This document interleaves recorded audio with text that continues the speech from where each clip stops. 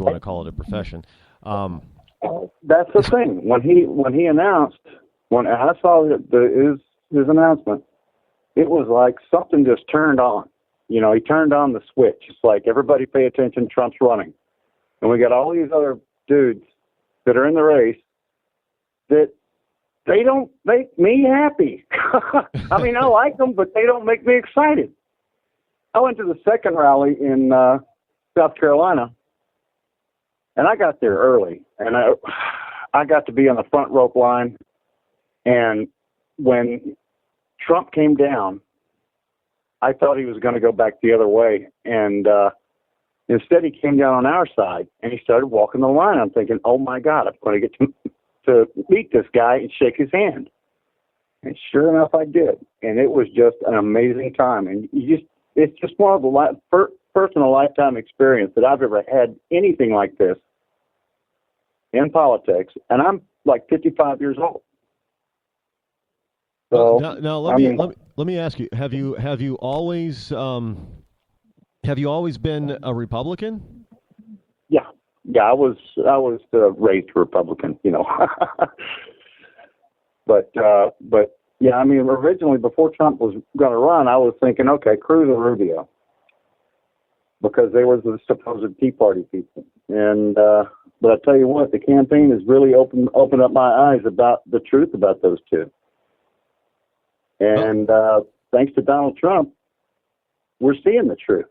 Well, that's what political campaigns are all about. Is you're supposed to be able to get the truth out there so people fully understand who they're voting for. Unfortunately, we didn't get that with Barack Obama. No. And the politicos and the press call it vetting, and they didn't vet Obama. But they vetted the hell out of every Republican. And again, this year, the mainstream media is vetting the hell out of the Republicans, but they're ignoring. They're even trying to vet Bernie Sanders a little bit, but they're kind of ignoring Hillary. I don't know. So well, we know they're in the tank for Hillary. Let's face it, the mainstream media is in the tank for Hillary Clinton. We got it.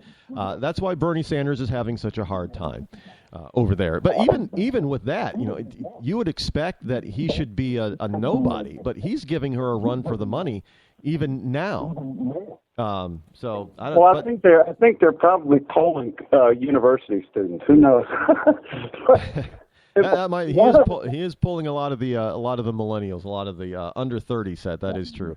And Trump is obviously he's getting from what I'm getting today, he's getting a broad spectrum of support from all the voting age generations. So that's a good sign for him. It really is. Well, I'm going to tell you, there's a big misnomer going around in the mainstream media right now, and it's the fact that Trump voters are stupid people. And I'll tell you what, I'm in the home services industry, and all of my customers are over 100K earners. All of them, or just about all of them, are college grads. And we're talking about people from 30 to retired. And every time they see the stickers on my truck for Trump, they're like, wow, I like your stickers. And we always get into conversations about what's going on. And it's just amazing. People think this is a joke. And well, it's not. Yeah, they're still trying to portray Trump as a joke, but look, did you hear the excuse me? Did you hear the millennial man, the millennial gay man who basically said, you know what? I didn't know anything, and I went and looked it up. That sounds like an intelligent person to me, not a stupid person. Yeah, I've got a lot of gay customers, and they've done the same thing, and they're voting for Trump. So, hey, but anyway, I just want to get that off my chest, and I appreciate you taking my call, sir. Thank you very much for the call. Got a lot of positivity surrounding the Donald, and that's not a negative. And I think these some of these people have definitely put to rest this idea of Republicans being stupid, uneducated, and uninformed. It's just the opposite.